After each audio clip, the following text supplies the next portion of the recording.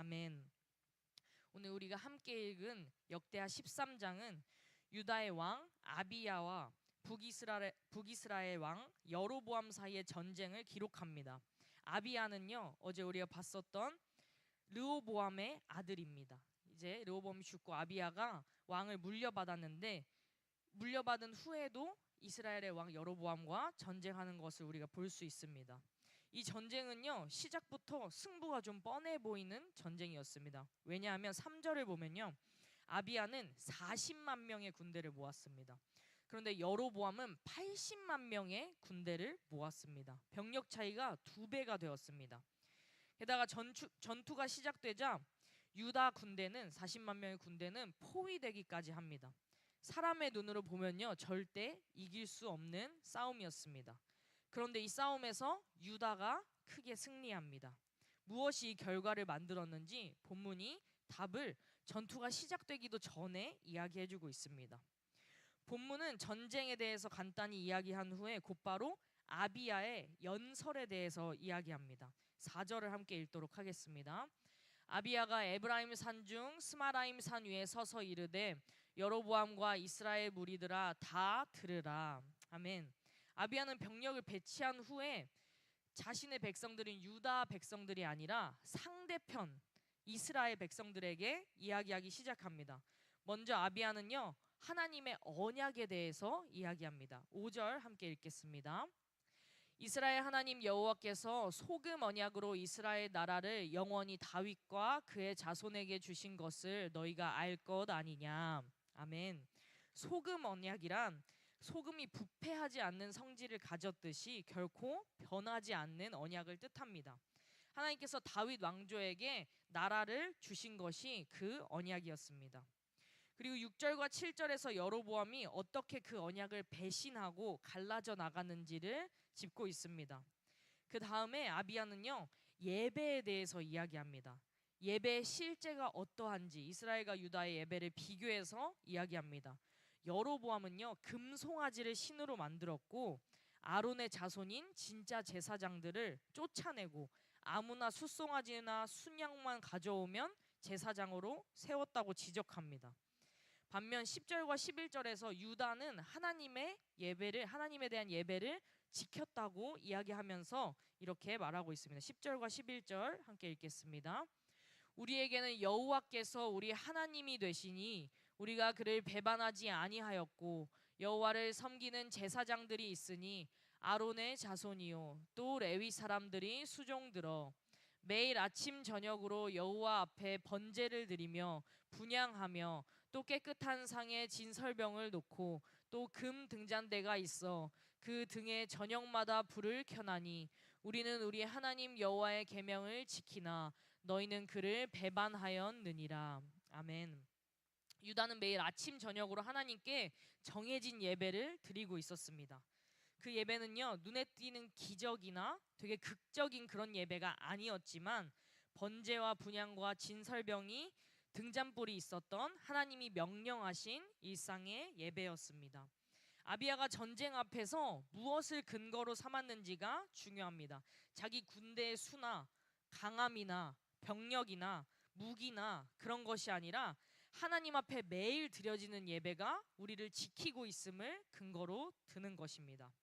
화려한 승리나 전쟁의 경험이 아니라 하루하루 하나님 앞에 쌓아온 신실한 예배를 그 근거로 삼고 있고 전쟁에 대한 승리를 자신하고 있었습니다. 그리고 아비야는 이렇게 결론을 내립니다. 12절 함께 읽겠습니다. 하나님이 우리와 함께 하사 우리의 머리가 되시고 그의 제사장들도 우리와 함께하여 전쟁의 나팔을 불어 너희를 공격하느니라. 이스라엘 자손들아 너희 조상들의 하나님 여호와와 싸우지 말라. 너희가 형통하지 못하리라. 아멘. 이 전쟁에서 이스라엘의 진짜 상대는 우리 유다 백성들이 아니다, 하나님이시다라고 밝히고 있습니다. 근데 여로보암은 듣지 않았습니다. 13절을 보면 그는 이미 복병을 유다의 뒤에 둘러세워 놓았습니다. 앞에는 이스라엘의 본대가 있고 뒤에는 매복한 군대가 있어서 유다는 완전히 포위된 상태였습니다. 이 순간에 유다 사람들이 어떻게 했는지 또 14절에 나옵니다. 함께 읽겠습니다. 유다 사람이 뒤를 돌아보고 자기 앞뒤에 적병으로 말미암아 여호와께 부르짖고 제사장들은 나팔을 부니라. 아멘. 그들은 절망 속에서 하나님께 부르짖었습니다. 아비야가 연설로 선포했던 믿음이 위기의 순간 부르짖음의 기도로 드러났습니다. 이 결과가 또 15절과 16절에 나옵니다. 유다 사람이 소리를 지를 때에 하나님이 여로보암과 온 이스라엘을 아비야와 유다 앞에서 치셨습니다. 그리고 이스라엘 자손이 유다 앞에서 도망했다고 기록하고 있습니다. 하나님이 직접 싸우셨습니다. 17절을 보면요, 이스라엘의 택한 병사 50만 명이 죽임을 당했습니다. 두 배의 병력과 또 군사들을 가졌던 여로보암의 군대가 오히려 완전히 패배하고 말았습니다. 그리고 18절에서 이 모든 것의 이유를 말씀해주고 있습니다. 18절 함께 읽겠습니다. 그때 이스라엘 자손이 항복하고 유다 자손이 이겼으니 이는 그들이 그들의 조상들의 하나님의 여호와를 의지하였습니다. 아멘. 아비야가 산 위에서 선포했던 대로 유다 백성들은 하나님 여호와를 의지하였습니다. 이후 아비야는 여로보암을 쫓아가서 베델을 비롯한 여러 성읍들을 빼앗습니다. 20절을 보면 여로보암은 그 뒤로 다시 강해지지 못하고 그대로 여호와의 치심을 입어서 죽었습니다. 21절에는 반면에 아비야가 점점 강성해집니다. 아내와 자녀도 크게 번성했다고 기록되고 있습니다. 언약을 배반한 자와 언약을 붙든 자의 최후가 이렇습니다.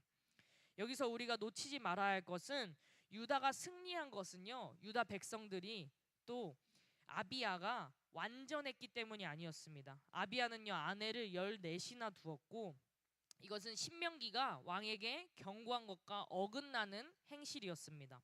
하지만 유다의 승리는 그들의 도덕적 완전함이 아니라 하나님의 언약과 신실하심으로 이루어졌다는 것이 우리가 기억해야 할 부분입니다.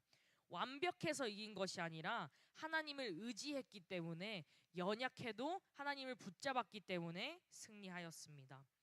싸우기 전에 무엇을 붙드느냐가 중요한 결과를 결정합니다. 아비야는 전쟁터에 나가기 전에 병력을 세고 무기를 더 채우고 한 것이 아니라 백성들에게 언약을 이야기하고 매일 드려지는 예배에 대해서 다시 설명합니다. 우리도 삶의 여러 싸움 앞에 설 때 무엇을 붙드는지 돌아보아야 합니다. 우리의 능력과 우리의 준비를 의지하진 않는지, 아니면 하나님과 하나님 앞에 쌓은 신실한 예배를 의지하는지 돌아보아야 합니다. 유다는 병력이 많이 부족했습니다. 하지만 아침 저녁으로 매일 드려지는 예배를 쌓아왔습니다. 그 반복되는 일상의 신실함이 위기의 순간에 흔들리지 않는 힘이 되었습니다.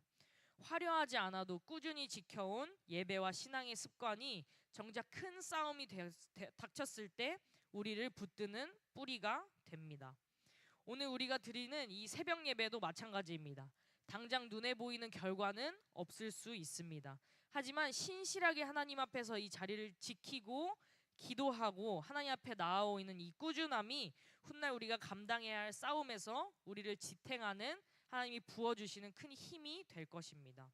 또는 앞뒤로 포위될 것 같은 그 절망적인 순간에 유다가 가장 먼저 한 일은 하나님 앞에 부르짖는 것이었습니다. 전략을 다시 짜기 전에 하나님 앞에 부르짖었습니다. 위기가 닥쳤을 때 우리도 사람의 방법을 먼저 찾는 것이 아니라 하나님 앞에 부르짖고 엎드려 기도해야 합니다. 그리고 유다의 승리가 완전한 사람의 승리가 아니었다는 것을 또 기억해야 합니다. 우리 역시 완벽하지 않고 너무나도 연약합니다. 그러나 완전하지 않은 우리가 하나님을 의지할 때 하나님께서 우리와 싸워주시고 더불어 싸워주시고 우리에게 승리를 허락하여 주십니다. 하나님 앞에 신실하게 서 있을 때 하나님은 우리를 지키고 인도하여 주실 것입니다. 오늘도 우리 앞에 놓인 싸움이 무엇이든 하나님께서 약속하신 하나님의 그 신실하심을 붙들기 원합니다.